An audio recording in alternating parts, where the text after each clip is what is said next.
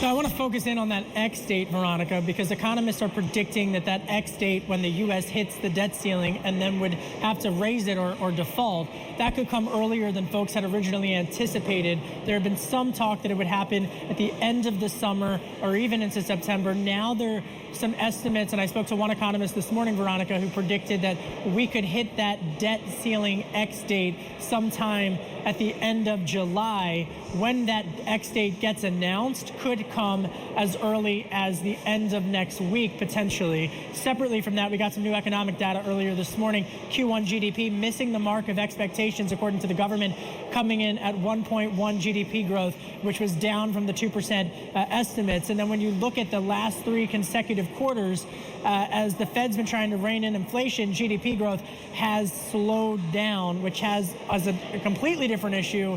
That's why so many folks are thinking, with or without raising the debt ceiling, there could be some type of a recession at the end of this year.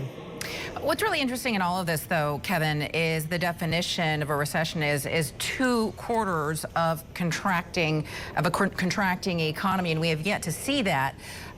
So it's interesting, you know, to point that out at the end of the day. Kevin Cirilli on Capitol Hill, not letting you off the hook yet, because I know that you've got some Capitol Hill karaoke in you. I heard you singing American Pie earlier.